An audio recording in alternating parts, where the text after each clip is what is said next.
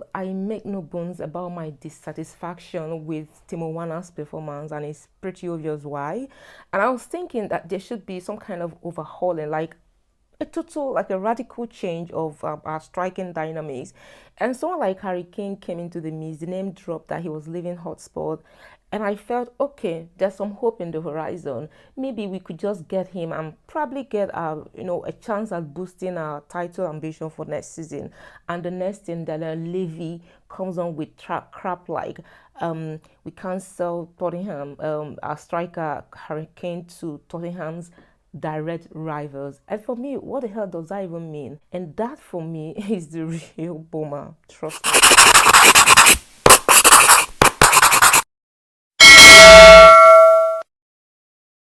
So good morning, this lazy morning. Blue Less Sports TV it is. I heard that Eden Hazard is returning to Stamford Bridge. Yes, yes. Actually, no, sir. I don't think it's a good idea. We could do it another. If I'm supposed to select any of the Chelsea S players that are hoping or that are making like a possible return to Stamford Bridge, I may likely want to choose Lukaku. I have nothing personal against you, Eden Hazard, only that you have not exactly been like a great performer there at Real Madrid. And unless you're going to guarantee that you're returning exactly the same way you left, which is not true, age has come on, every other thing, injuries and all that. So just stay on the sideline. Chelsea is trying to make some repairs, and I think we could do it another, not you, Eden Hazard. So the transfer windows are wide open, obviously, and there are, talks around the corners, speculations, rumors, some confirmed and others unconfirmed. And at least I know of like 5 or 6 players on Chelsea's radar. How successful the transfer or the negotiations will be is still up there in the sky. So the first is Harry Kane, obviously, whose price point is so high, like 150 million pounds, which I think is very high, very high. And not just the high point of it, is also the controversies surrounding it. Like I said earlier, Daniel Levy thinking that Chelsea is not a perfect match based on rivalry, insinuations and all that shit. So it might as well not be, come to fruition. So Harry Kane might as well just be like a pipe dream. Erling Haarland, the young guy, from Dortmund, his price point is also high, but still within Chelsea's budget, if you ask me, because it's just like 68 million pounds. But the problem now is there's still, a little bit of controversy around that. Manchester City is always interested in everything. They want to buy everything. These Arab guys, man. So, and there are also Lukaku. I said it earlier, and his price point is that's almost like up there shooting through the roofs, like 80 something million pounds. He's been a good player. Like I said, he's been scoring like the highest scorer in Inter Milan, and of course obviously Inter Milan won their league title, so it's pretty much clear why he's needed and how of great relevance he will bring to the team. There's Sule, supposed to replace Thiago Silva. Been like a concrete agreement on who is coming where, who is being who and all that. But all these many guys, including Declan Rice from West Ham, is also on Chelsea's radar. I think his price point is also somewhere around 40 to 60 million pounds or thereabouts. How or who Chelsea will eventually, claim is still, shrouded in mystery. Oga Roman Abramovich, you need to bring out money, okay? So we don't resort to these hire and fire hula baloo.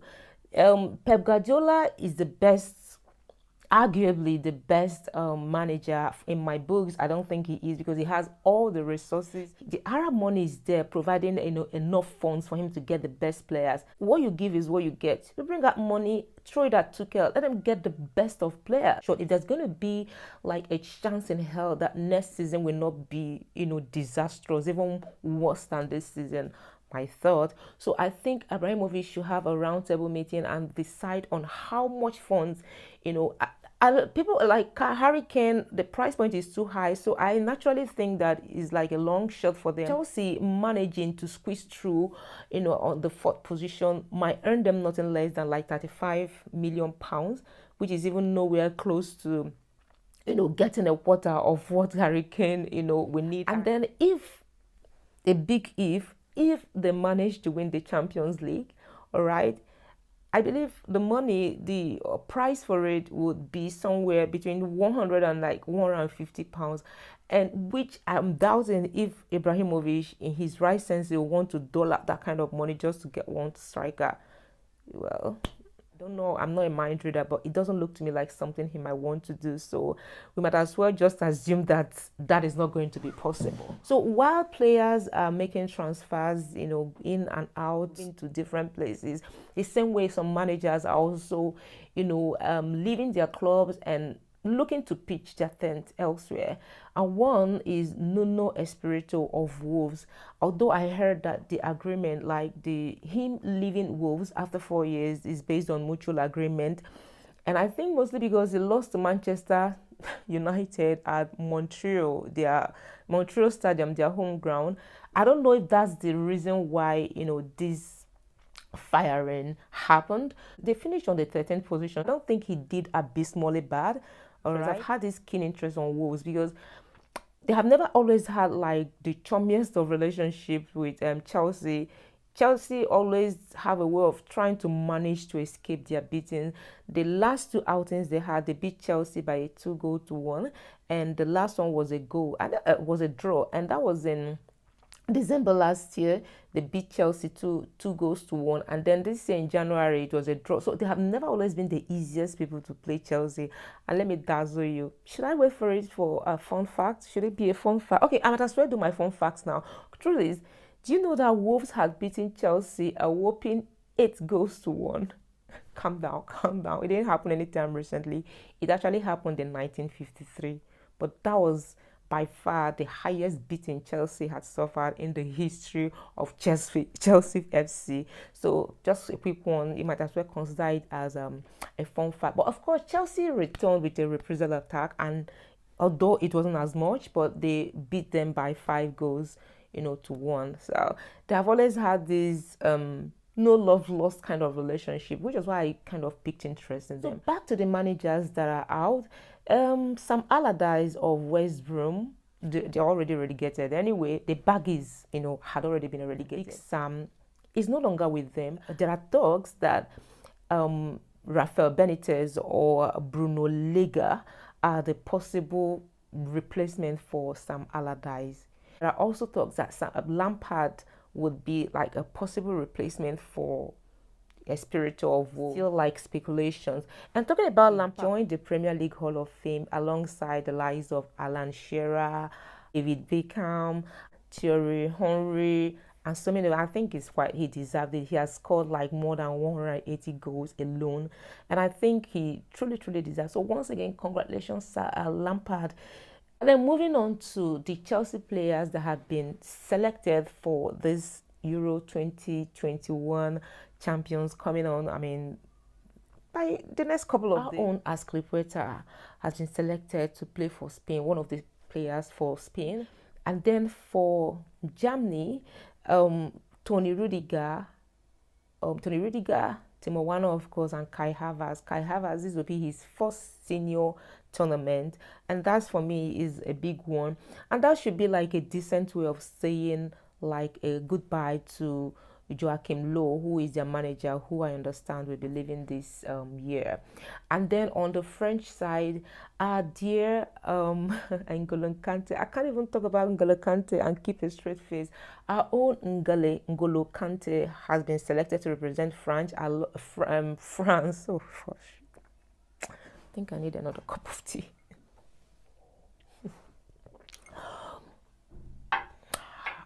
Scratch that. So N'Golo Kante had also been selected alongside Olivier Giroud and Zuma to represent. So it's good to know that Chelsea boys are, representing well. And then for Scotland, of course, Blake Gilmore. This will be his first, outing on the national, level. And for me, that's also like a feather to his cap. But Gareth Southgate of England, no one has heard, nobody knows who he's choosing, and he hasn't made his announcements yet. So we are waiting, and hopefully a few of our Chelsea boys like Mount, would also make it to the list. That would also be something to be cheerful about. I said I was going to share my highs and lows for this past season, and I'm set to fulfill my promise. Okay, I'll start off by saying that my highs for this season has to be Manchester City's comeback and that of Liverpool's comeback. Manchester City, at the start of the season in November, they were on like the eighth position, looking helpless. They were looking helpless, hopeless, and almost battered. And then the story is different. Wow. I think mostly it's because the Arab guys try to make resources available for them to get the best legs, if you like, for their team. So the result is pretty clear for all to see. And then my next high, I said it before, would have to be Liverpool. How they also made a very fantastic comeback after having a very almost very rickety start at the beginning. They came from ninth to third. That's like a major and a very significant comeback, if you ask me. And my low, I think I'll need a cup of tea for that.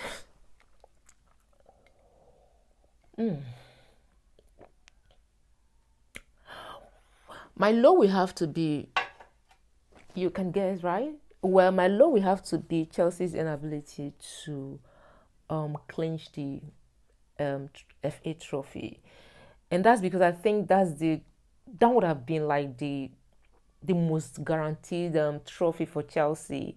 So I thought nothing would have been left unturned, no stone would have been left unturned, and I was thinking that they would have put in as much zeal and desperation to clinch that FA Cup. So for me, that's one of my lows, and also losing to Arsenal.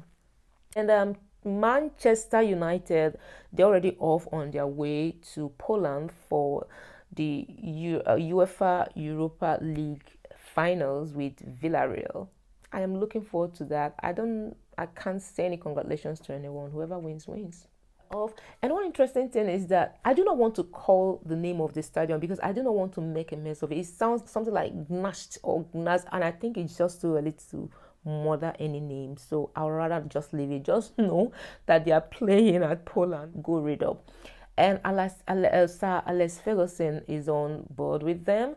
He's just there to give his elderly advice to them, to throw his moral support, So a good one. Maguire is also there. He's not really the fittest, but I heard he's also on the team.